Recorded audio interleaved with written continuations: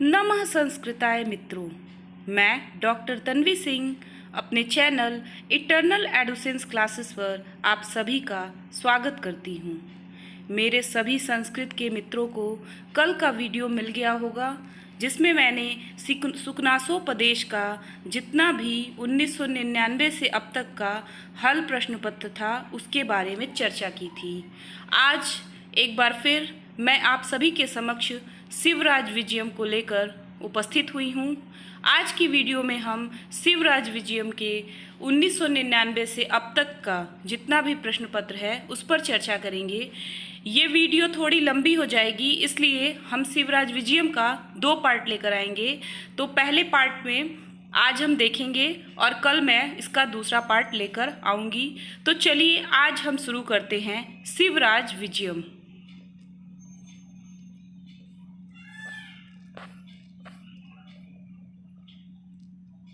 तो घटना चक्र में सबसे पहले हम आज शिवराज विजयम का पहला प्रश्न हल करेंगे और इसको व्याख्या के साथ देखते चलेंगे। तो ज़्यादा समय न व्यर्थ करते हुए हम आज की क्लास को शुरू करते हैं। तो मित्रों चलिए आज हमारे साथ शुरू करिए शिवराज विजयम। पहला प्रश्न है, शिवराज विजय का मंगलाचरण। इसका उत्तर है श्रीमद् भागवत पुराण से उद्धृत किया गया है। शिवराज विजयम का जो मंगलाचरण है वो श्रीमद् भागवत पुराण से उद्धृत किया गया है। इसके बारे में हम देख लेते हैं।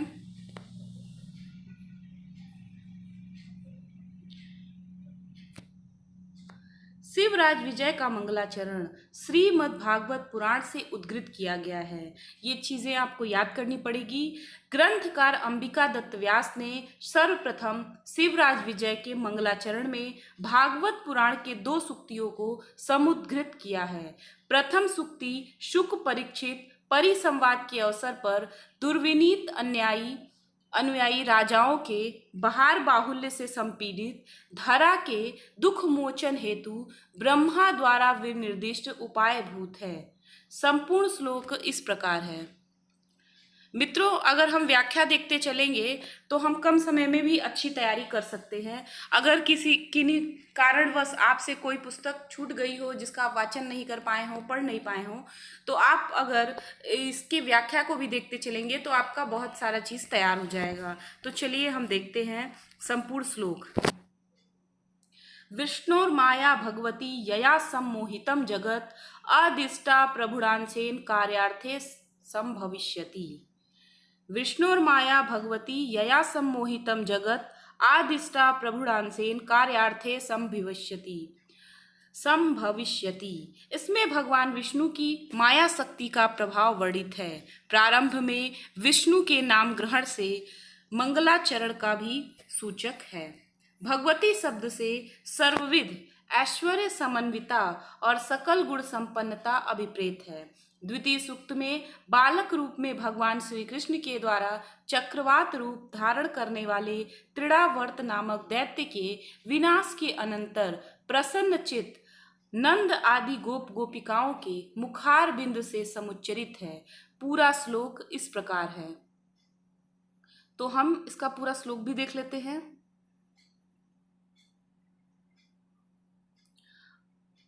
अहो बतात्य भूतमेश रक्षसा बालो निवृत्तिम गमितो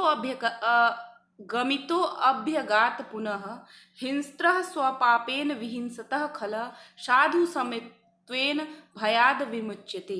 यह सूक्ति भविष्य में होने वाले ग्रंथ नायक शिवराज के विषय और यवन शासक के विनाश को भी संसूचित करती है।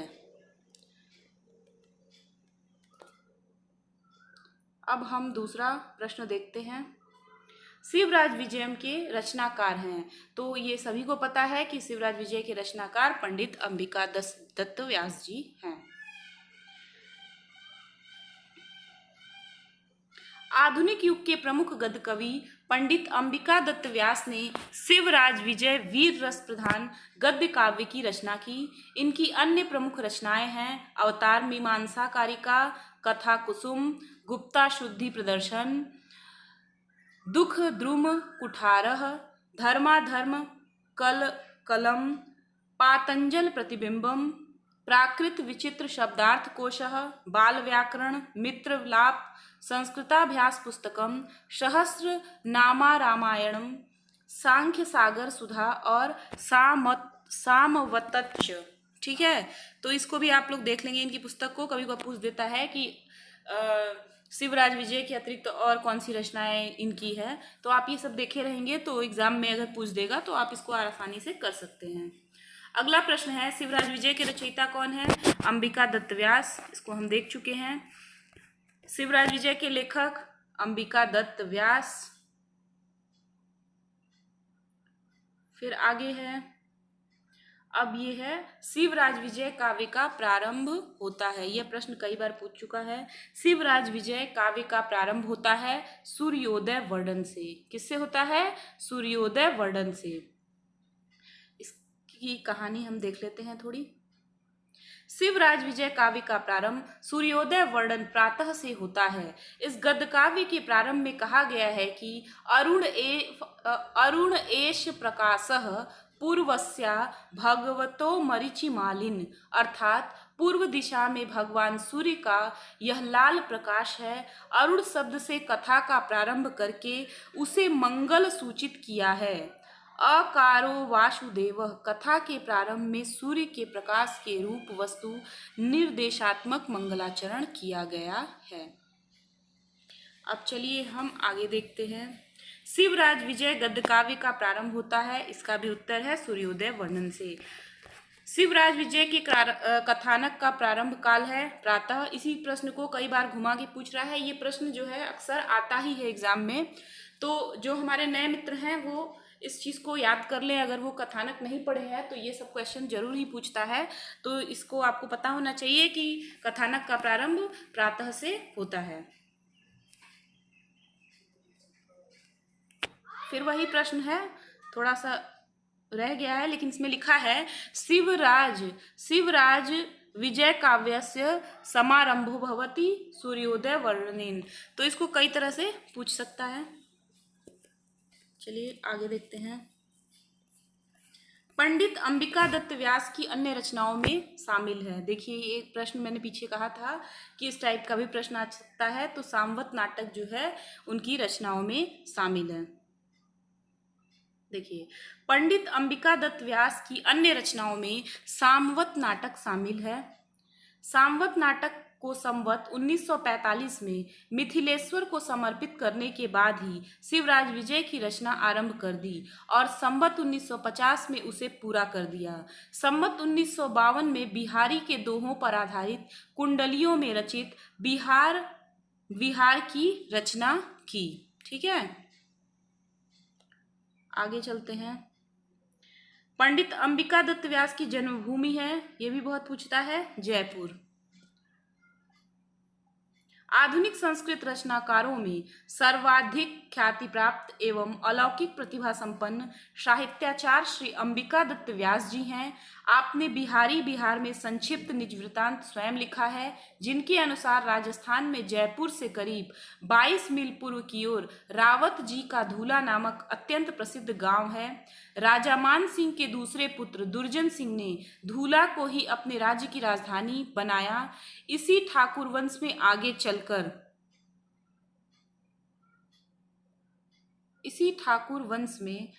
चलकर राजा दलेल सिंह हुए।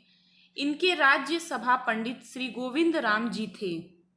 आपके प्रपौत्र पंडित राजा राम जी के 2 पुत्र थे, दुर्गा दत्त और देवी दत्त। पंडित अंबिका दत्त व्यास के पिता का नाम दुर्गा दत्त था। वे कभी जयपुर में रहते थे, कभी बनारस।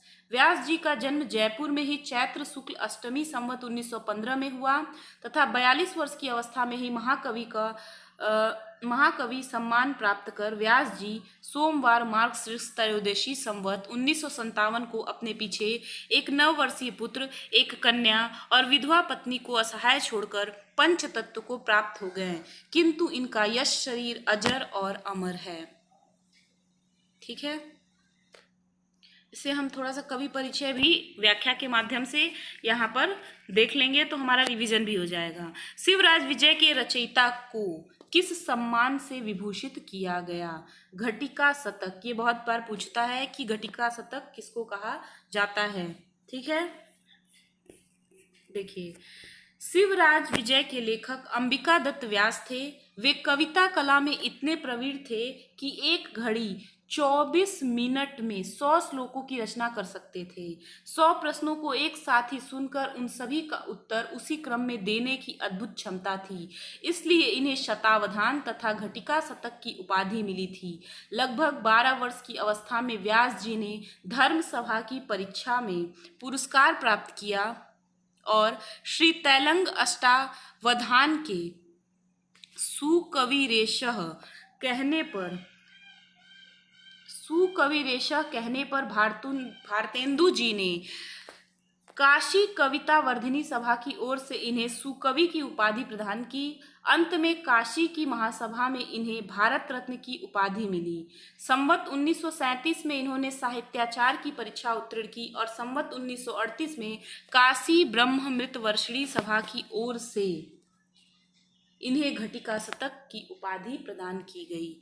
तो घटिका शतक का मतलब आप लोग समझ गए होंगे कि एक ही घड़ी यानी 24 मिनट में ये 100 श्लोकों की रचना कर सकते थे।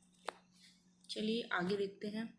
फिर यही प्रश्न पूछा है कि घटिका शतक की उपाधि से विभूषित किए गए अंबिका दत्त। पंडित अंबिका दत्त को निम्नलिखित में से किस उपाधि से विभूषित नहीं किया गया? तो अभी पिछले व्याख्या में हम सब चीज देख लिए हैं। तो उनको घटिका शतक, साहित्याचार और शतावधान की उपाधि से विभूषित किया गया है, लेकिन इनको मीमांसक नहीं कहा जाता था। अब देखिए अगला प्रश्न, रात्रिर्गमिष्यति भविष्यति सुप्रभातम पद्यांश का संबंध किस रचनाकार से है? अंबिका दत्त व्यास। ठीक है, रात्रिर्गमिष्यति भविष्यति सुप्रभातम पद्यांश का संबंध रचनाकार अंबिका दत्त व्यास से है। उपर्युक्त पद्यांश शिवराज विजयम के द्वितीय निश्वास से उद्गृत है। ठीक है, ये पीजीटी में पूछा था इसको। चलिए आगे हम देखते हैं। शिवराज विजयम रचना के नायक कौन हैं? शिवराज विजयम रचना के नायक हैं महाराष्ट्र केसरी शिवाजी। कौन है? महाराष्ट्र केसरी शिवाजी। ये सब आपको पता होना चाहिए। अगला प्रश्न, शिवराज विजयम का प्रधान रस कौन सा है? शिवराज विजयम का प्रधान रस है वीर रस। क्या है? वीर रस। पंडित महाकवि अंबिका दत्त व्यास प्रणीत शिवराज विजयम का प्रधान रस वीर रस है। ये सब आपको ऐसे ही याद होना चाहिए। शिवराज विजयम में किस रीति का आश्रय लिया गया है? पांचाली रीति का आश्रय लिया गया है। शिवराज विजयम में किस रीति का आश्रय लिया गया है? पांचाली रीति का। अब देख लीजिए यहाँ पे, शिवराज विजय में व्यास जी ने पांचाली रीति का आश्रय लिया है। डॉक्टर श्याम सुंदर दास के अनुसार किसी कवि या लेखक की शब्द योजना, वाक्यांशों का प्रयोग, उसकी बनावट और ध्वनि आदि का नाम ही शैली है। दंडी ने काव्यादर्श में असत्यनेको गिराम मार्गः सूक्ष्म भेद परस्परम कहा है। इन भावनाओं के अनुसार स्थूलतः शैली के दो भेद किए जाते हैं, पहला समास शैली, दूसरा व्यास शैली। इसके अतिरिक्त ऐतिहासिक व्यक्तित्वों के आधार पर आजकल विद्वानों ने मार्ग शैली को 4 प्रकार का माना है।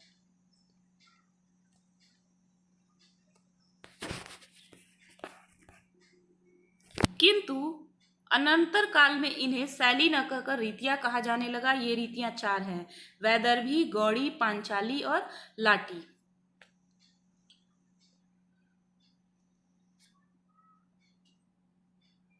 यहाँ देखिए, कोमल वर्णों और असमानता अथवा अल्प समास माधुर्यपूर्ण रचना वैदर्भी रीति है। महाप्राण, घोष वर्णा, ओज गुण संपन्न तथा समास बहुला रचना गौड़ी है। वैदर्भी और गौड़ी का सम्मिश्रण पांचाली रीति है। वैदर्भी और पांचाली का सम्मिश्रण लाटी रीति है।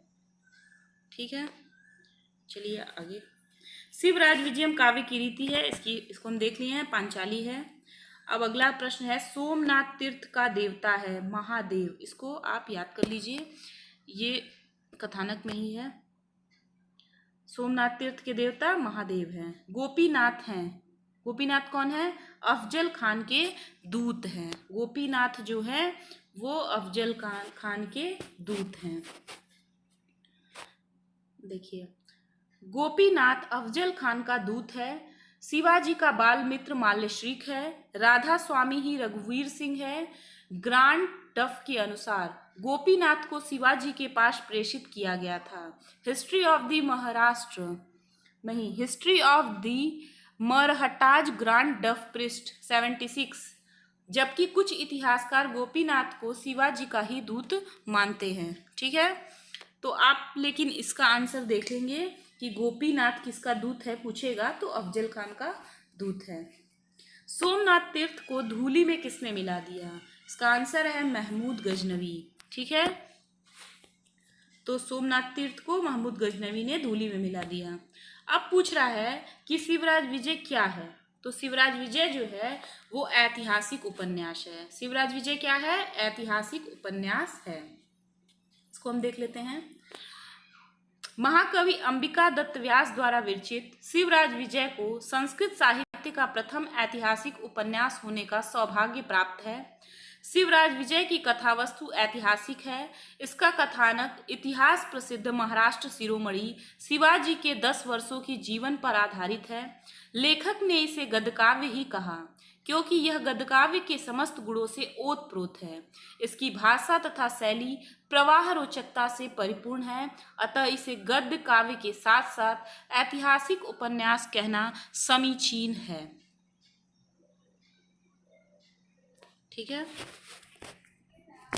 पाठक का आदि से अंत तक कहीं चित्त नहीं उबता, अतः यह 20वीं शताब्दी का एक सफल संस्कृत उपन्यास है। अगला प्रश्न है, शिवराज विजय साहित्य की किस विधा के अंतर्गत आता है? इसको हम लोग देख चुके हैं, ऐतिहासिक उपन्यास है ये। संस्कृत साहित्य में प्रथम ऐतिहासिक उपन्यास का सौभाग्य किसे प्राप्त है? शिवराज विजयम को। ठीक है, शिवराज विजयम किस प्रकार का काव्य है? ऐतिहासिक काव्य। शिवराज विजयम किस श्रेणी का काव्य है? ऐतिहासिक उपन्यास। ये आपको याद ही करना है, ये प्रश्न आता है बहुत बार, हमेशा इसको रिपीट कर देता है। तो कुछ जिसको पता है उसको तो ठीक है, जिसको नहीं पता है वो याद कर ले। ऐतिहासिक उपन्यास। इस सब प्रश्नों में ज़्यादा समय न व्यर्थ करते हुए आगे बढ़ते हैं। शिवराज विजय किस विधा में लिखा गया ग्रंथ है? शिवराज विजय जो है उपन्यास विधा में लिखा गया है। ये भी प्रश्न हम देख लिए हैं। शिवराज विजय है ऐतिहासिक उपन्यास। शिवराज विजय एक ऐतिहासिक उपन्यास है। चंपू काव्य जिस रचना में गद्य और पद्य का समान भाव से तथा सहयोग पूर्वक प्रयोग किया जाता है उसे चंपू कहते हैं। चंपू परंपरा का प्रारंभ हमें अथर्ववेद में प्राप्त होता है। चंपू काव्य निम्नलिखित है। त्रिविक्रम भट्ट का नल चंपू और मदालसा चंपू, सोमनाथ देव सूरी का यशस तिलक, हरिश्चंद्र कृत जीवरंधर चंपू, भोज का रामायण चंपू, अनंत भट्ट का भारत चंपू और भागवत चंपू। यहाँ पे दिया है ना कि शिवराज विजयम क्या है, तो इसका जो एक और ऑप्शन है चंपू, उसके बारे में उसने व्याख्या किया है। आगे चलिए, ऐतिहासिक उपन्यास के बारे में देख लिए। शिवराज विजयम के रचयिता कहाँ के प्राध्यापक थे? तो ये पूछता है कि जो अंबिका दत्त व्यास थे वो कहाँ के प्राध्यापक थे? पटना के। ठीक है, तो चलिए देखते हैं। साहित्याचार्य पंडित अंबिका दत्त व्यास ने 1870 ईस्वी में शिवराज विजय नामक गद्य काव्य की रचना की जो काशी से 1901 ईस्वी में प्रकाशित हुआ। व्यास जी का स्थिति काल 1858 से 1900 ईस्वी था। इनके पूर्वज जयपुर के निवासी थे और इनके पितामह काशी में आकर बस गए थे। बिहार में संक्षिप्त जीवन स्वयं लिखा है। मृत्यु के समय में वे गवर्नमेंट संस्कृत कॉलेज पटना के प्रोफेसर थे।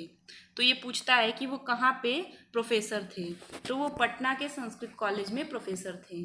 शिवराज विजयम कितने निश्वासों में विभक्त है? ये भी बहुत बार पूछता है, 12। ठीक है, इसको देख लेते हैं। शिवराज विजयम 12 निश्वासों में विभक्त है। शिवराज विजयम की कथावस्तु 3 विरामों में संविभक्त है। प्रत्येक विराम में 4 निश्वास हैं, अर्थात शिवराज विजय कुल 12 निश्वासों में विभक्त है। ठीक है, तो ये आपको एकदम याद करना पड़ेगा। कभी लोग कर देते हैं 12 विराम, 3 निश्वास। तो ऐसा नहीं करना है, एकदम अच्छे से याद करना है कि 12 निश्वास और 3 विराम, और प्रत्येक विराम जो निश्वास जो है, प्रत्येक विराम जो है वो 4 निश्वासों में विभक्त है। ठीक है, तो चलिए देखते हैं आगे। शिवराज विजयम में कुल निश्वास है 12। शिवराज विजयम में कितने निश्वास हैं? 12। देख रहे हैं ये कितनी बार ये प्रश्न पूछ चुका है। शिवराज विजय में निश्वासों की संख्या कितनी है? 12।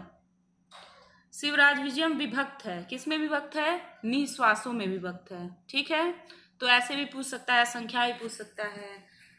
शिवराज विजयम का विभाजन हुआ किसमें हुआ? शिवराज विजयम का विभाजन निश्वासों में हुआ। ठीक है,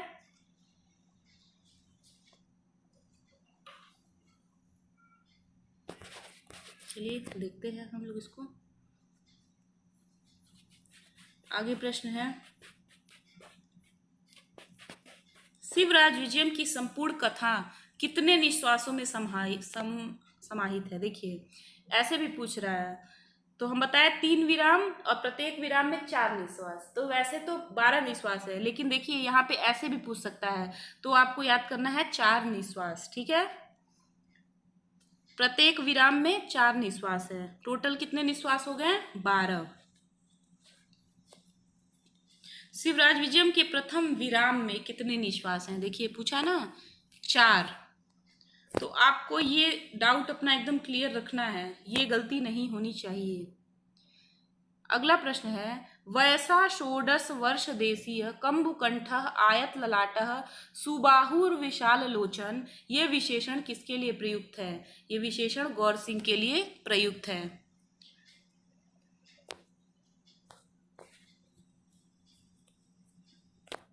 वैसा षोडश वर्ष देशीय कंबुकंठ आयत ललाट सुबाहुर विशाल लोचन, अर्थात लगभग 16 वर्ष की अवस्था वाला था।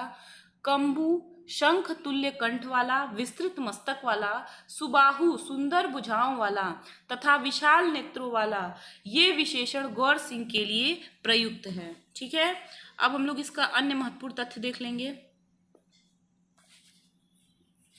कस्तूरिका रेणुरूसित इव श्याम, कस्तूरिका रेणुरूसित इव श्याम, चंदन चर्चित भालः, कर्पूरा गुरु क्षोदक्षुरित वक्षो बाहुदंड, अर्थात कस्तूरिका के चूर्ण से सना हुआ, सा श्याम वर्ण वाला, चंदन से लिप्त ललाट तथा कपूर और अगूर के चूर्ण से व्याप्त सुशोभित वक्षस्थल एवं भुजाओं वाला, ये विशेषण श्याम सिंह के लिए प्रयुक्त है। ठीक है, तो देखिए जो प्रश्न पूछा है ये ऐसे पूछेगा, वैसा षोडश वर्ष देशीय कंबुकंठ आयत ललाटा सुबाहुर विशाल लोचन, ये किसका है? तो ये गौर सिंह के लिए कहा गया है। और यहीं पे आप देख लीजिए कि गौर वटु थे और श्याम वटु थे, तो गौर वटु के लिए ये है वैसा षोडश वर्ष देशी, और श्याम वटु के लिए है कस्तूरिका रेणुरूसित इव श्याम, चंदन चर्चित भाल कर्पूरा गुरु क्षोध छुरित वक्षो बाहुदंड। ठीक है, तो आप ये दोनों यहीं पे देख लेंगे तो आपको श्याम वटु और गौर वटु की विशेषता यहीं पे पता चल जाएगी। तो इससे क्वेश्चन बन जाता है, भारतवर्ष में सर्वप्रथम यवन शासन का बीजारोपण किसने किया था? तो भारतवर्ष में सर्वप्रथम यवन शासन का बीजारोपण शहाबुद्दीन ने किया था। किसने किया था? शहाबुद्दीन ने किया था।